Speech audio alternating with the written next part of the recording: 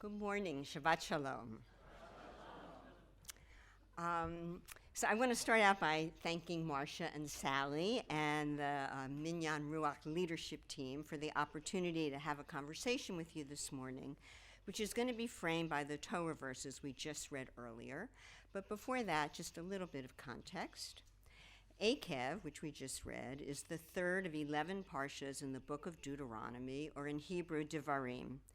It's easy to think of the book of Devarim as a kind of cliff notes of the Torah, a summary of all that God has done for the Israelites, particularly since the Exodus, when they first witnessed the 10 plagues of Egypt, then all the events and miracles that followed over their 40 years wandering in the desert. Deuteronomy also reviews the laws that the Israelites will now need to follow as they enter the Promised Land in order to create a just society. And notably, keep this in mind, this will be a society unlike the one they are leaving in Egypt and unlike one that's ever been created before. It reads as both like a final plea to remember all of God's miracles, and at the same time as a warning to the Israelites of what will happen if they don't follow the commandments. Remember that, again, that monotheism, or accepting the sovereignty of one God and only one God, was a radical concept at that time. So maybe just remembering what God has already done is not going to be enough to keep the Israelites from going astray. And once there are no more miracles, maybe it will be easy to develop a, well, what have you done for me lately attitude. Or even worse, that people will think their successes are their own doing and not a blessing from God. Maybe for all these reasons, the threats are included to ensure an added motivation. As a quick aside, I just want to mention that I love that we read the book of Devarim in the summer. In 2005, our son Mark graduated from high school, and that summer he was getting ready to leave for college. Any of you who have already experienced this, or who may be experiencing this even as we speak, any of you people, may also see the similarities. As parents, we have spent the last 18 years, okay, it's not quite 40, I know, but still, doing our best to teach our children our values and our expectations. And now we're about to send them off without us, just as the Israelites had to enter the Promised Land without Moses. What would our final words be? But I digress. You can think about that later. This morning, I want to focus on the reminders and the warnings that are in our Parsha. The Parsha actually begins with what could be considered an if-then clause, or a transactional relationship that will be ongoing throughout time between God and the Jewish people. In the Parsha, the first line reads, "And if you obey these rules and observe them carefully, then the eternal your God will maintain faithfully for you the covenant made on oath with your fathers." And then it goes on to say all of the many good things that will happen. By the way, it's a similar theme that we regularly read in the paragraph following the V'ahavta prayer, which is also mentioned actually later in the Parsha. We didn't read it this morning. There it says, and we read it this morning on page 156, "If you will diligently obey my commandments, which I enjoin you this day, to love the Lord your God and to serve him with all your heart and with all your soul, then I will give rain for your land at the proper time, the early rain, the late rain, etc., etc." Both our Parsha and the paragraph following the V'ahavta also warn what will happen if we don't follow God's commandments. In chapter 8, verse 19, it says, "If you forget the Lord your God and you follow other people's deities, worship them, and prostrate yourself before them, I testify before you today that you will surely perish." And in the paragraph following the V'ahavta, "Take care lest your heart be lured away and you turn astray and worship alien gods and bow down to them. For then the Lord's wrath will flare up against you, and he will close the heavens, so there will be no rain, etc., etc." Such a deal. Knowing that it is okay to challenge or question God, this morning I would like you to think about how you would evaluate this if-then, or this rewards-punishment contract that God presents. Here's your challenge. I want you to imagine a scale with the word fair at one end and unfair at the other end. how would you rate this contract that God presents? That if we follow the commandments, we will be rewarded, and if we don't, then punishment will follow.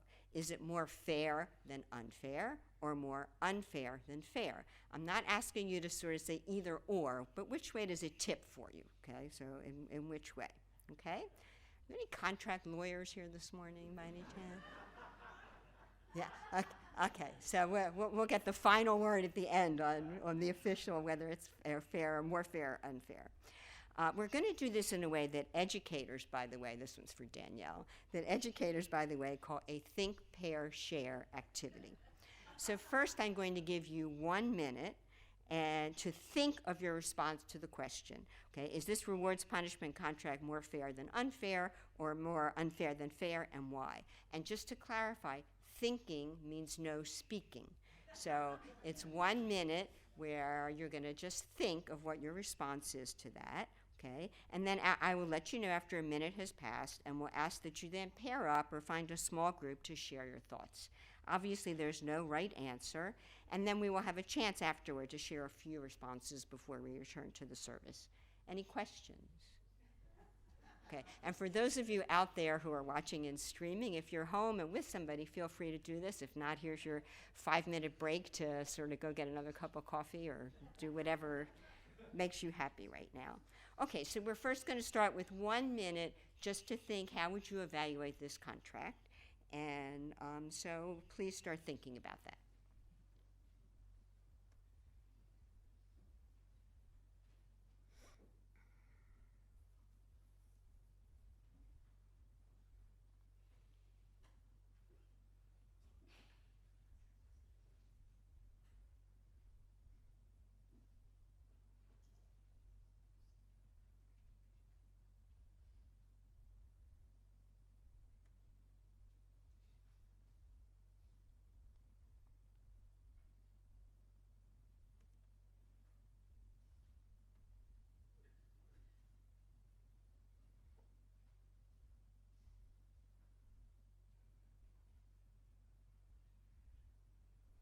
Bet you didn't know a minute could be that long.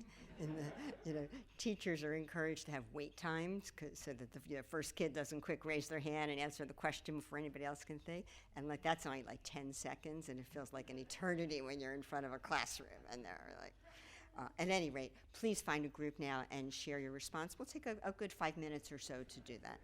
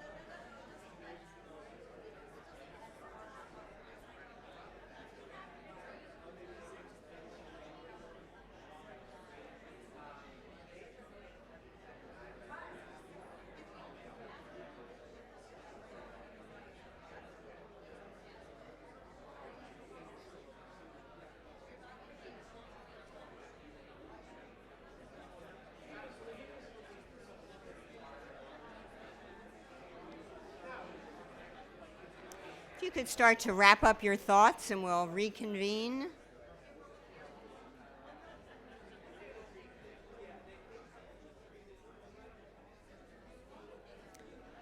Whether you're involved in theological debate or just schmoozing and catching up, can we reassemble and let's get a chance to hear some thoughts from some people? So let's start just with a quick show of hands. How many of you think this contract is more unfair than fair? Unfair. Okay, for those who are streaming, I'd say it looks like about a third. I'm making a very rough estimate. How many think it's more fair than unfair? About another third. And how many didn't? And how many didn't commit because they didn't want to raise their hand or they didn't want to? Okay, that's the other third. All right. So as often happens in groups. So okay. So in the interest of time, I'd like to hear a few responses from people. And so maybe we'll start with this sort of section in the room here. Anybody who had the unfair, like some arguments for why it's more unfair than fair? Anybody on this side? Yes, Ivan? Would you mind standing up? It'd be a little easier for me to hear, and I'll do my best to try and quick summarize for the people who are streaming from home.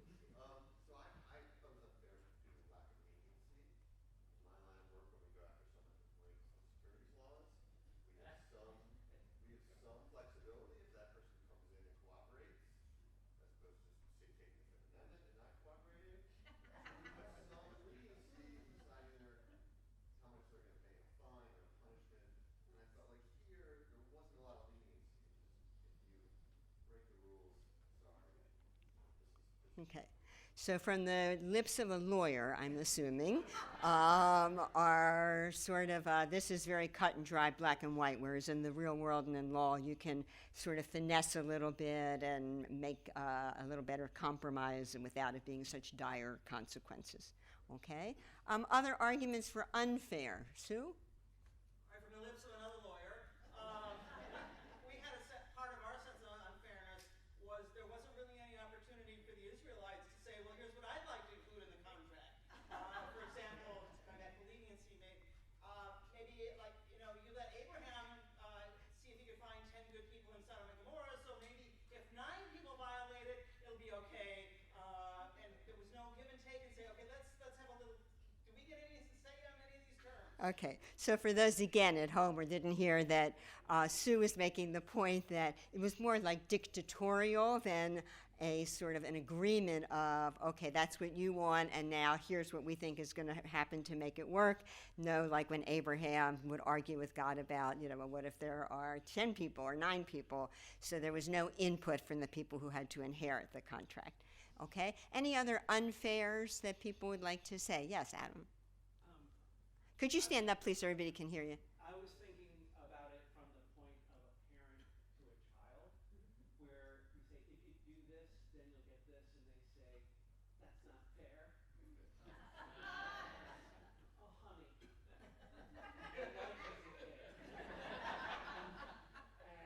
But it also, you lose your free will in this negotiation. If you do this and you do this, suppose I don't want to do that. That's the way it is. It is what it is in any situation. Okay, thank you. That point being that we lose our free will in that scenario. Yes. I'm Adrian. Charlie in the group, who is a lawyer, explained to us that this is an addition contract where you don't have a choice. So that part is not very fair. And we also discussed what happens if you don't sign the contract. That part should be added to the contract. Aha. So there's no addendum at the if that there's not the well there is the if you don't then we know it's going to happen, honey. I mean it is kind of there. Thank you. Any other unfairs before we get a few fairs? Okay. How about Jerry? Are you unfair? Yeah. Well, I'm not speaking fully for my group because there were 4 of us and we had about 6 different opinions. But You're perfect on the 2 Jews, 3 opinions. 4 yes. I would bring up is that there's a lot more ways to be bad or good other than praying to God, and there doesn't seem to be an allowance for that, and we see this in certain segments of our society. I go to church. That by definition Okay, so you're sort of you're equating prayer. Some would say prayer means following the commandments, and that's different from showing up at church or at synagogue. Yes, that. More enlightened. Yes. Okay. Thank you. Okay, some fairs. Why is this a fair contract? Arye. So first, I told Lila I wouldn't volunteer, so I won't. Lila did say, she said, that's life, which is true. Except I said, it's not really life, because usually in life, in your social contracts, if you do something wrong, you get punished. However, this contract says, and it's a guarantee, if you do something right, you get something. We actually don't typically have that. We typically only have, and social contracts, without social contracts, we have chaos and anarchy.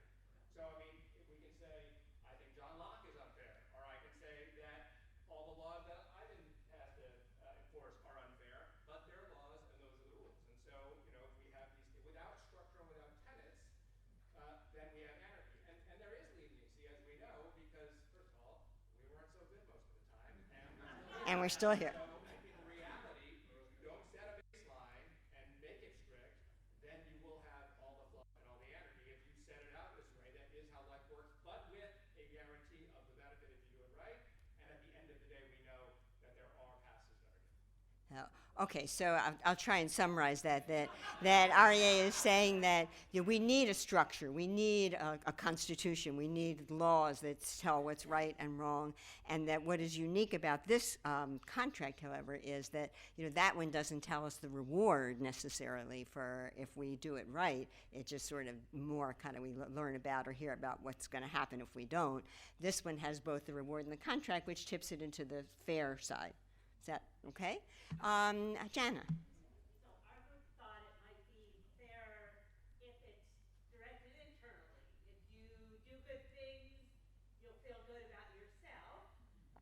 But if you do bad things, you'll feel bad and you will be happy or fulfilled. And in that sense, we thought it was more fair than unfair. Okay, so you saw it in the self-worth and self-concept and how that would, the more good you do, the better you feel about yourself and the benefits of that. Thank you. Suzanne. So it doesn't sound like such a bad deal to me. I mean, God schlepped them got them out of Egypt, schlepped them across the desert, and he's giving them a land of theirs that was promised to them. And in exchange, he says, there's some stuff you need to do if you want to prosper there, if your crops grow and other things, you have to have a decent society. I don't think that's such a bad deal. Okay, thank you. So Suzanne is pointing out that she thinks it's actually a pretty good deal. Look at everything that God has done for the Israelites, and look at this land that they're going to get, flowing with milk and honey and great things, and that's a pretty good deal. Now this is what you have to do in return, and you get more benefit than not. Thank you. Yes. I think Tell us your name. I don't. Dennis Carl. Thank you. I think the word fear is a little dangerous in interpreting it. I think what you just said in the last comment, is it a good deal or not, is a better way to phrase the question. And you have a society, rather primitive society, and they're trying to construct a new society. And the question is, whatever laws you want to have, how are you going to enforce them? And this makes your belief in God as an enforcement device when you deal with individuals, which is an important, concept. So I don't have to have a million policemen running around because I can't afford them. It also has an insight which says, even if you're bad, it says if you become good, I mean that's what the Parsha is about. I'll come back and I'll redeem you. And that is, I think, an important insight of Judaism, that even if some other country conquers you with their gods, that doesn't mean their gods are better than your gods. You should keep plugging away, listening to what you think your God is saying. And then the final thing is, when you say rules, you have to say, if we're worried about fairness, who's making the rules and who's interpreting the rules. And in the Torah, there was a lot of discussion about A lot. judges and appoint people to help you do this task. And that, I thought, is the beauty of Jewish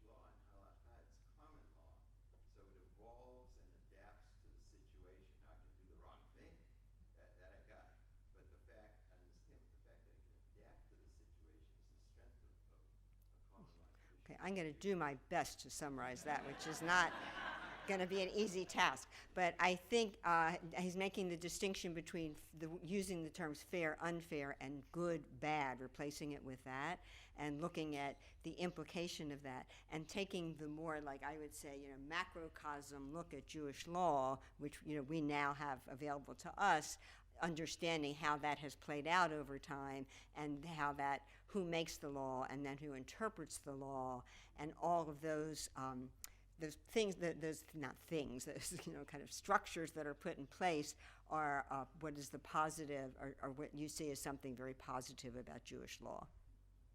Not bad? Okay. So,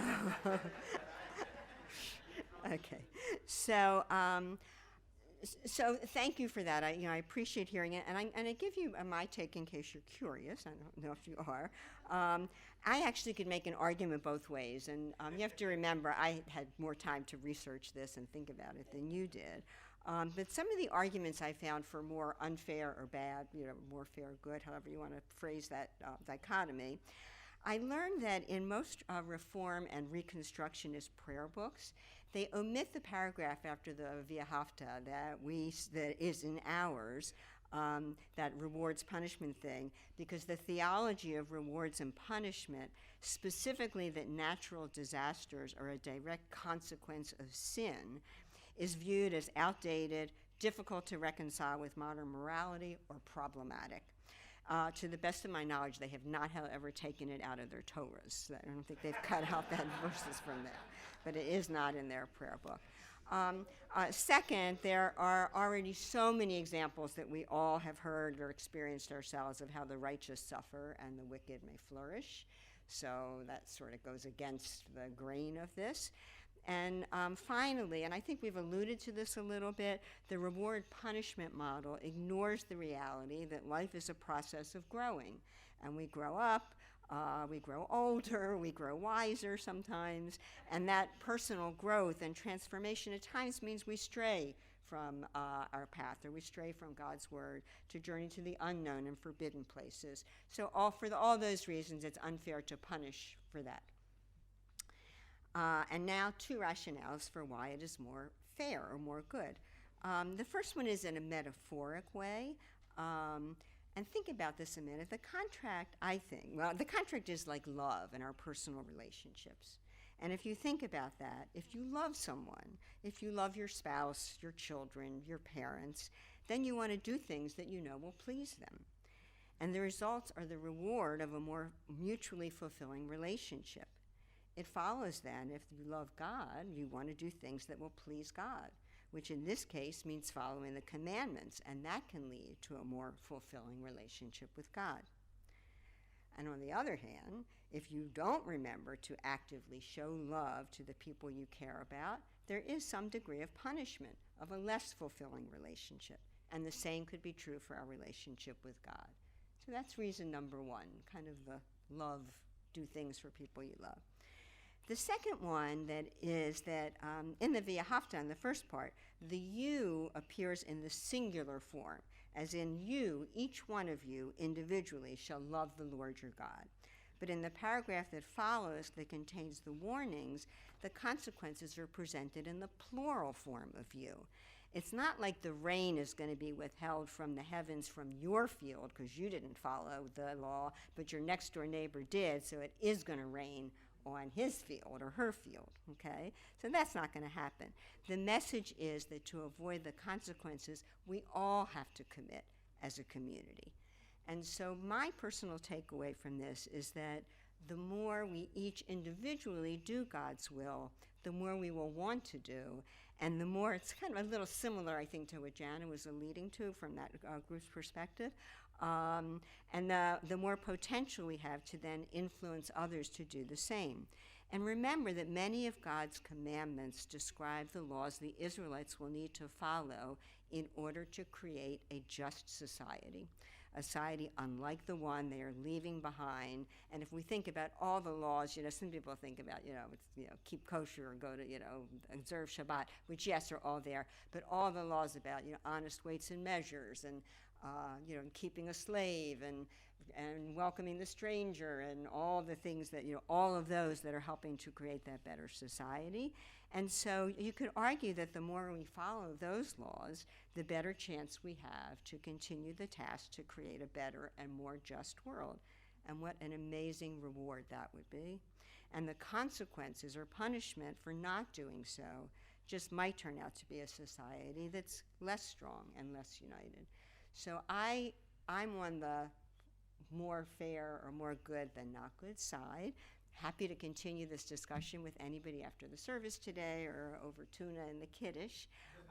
Regardless of which side resonates with you, the most important takeaway, I hope, is that each of you has had the opportunity and the responsibility that each of us does have the opportunity and the responsibility to define our own personal relationship to God. And that starts with simply being aware of our current thinking. What, if anything, motivates you to do God's will? I will sincerely hope that you had some brief time to think about that this morning, a good start to preparing for the upcoming high holidays. Shabbat Shalom.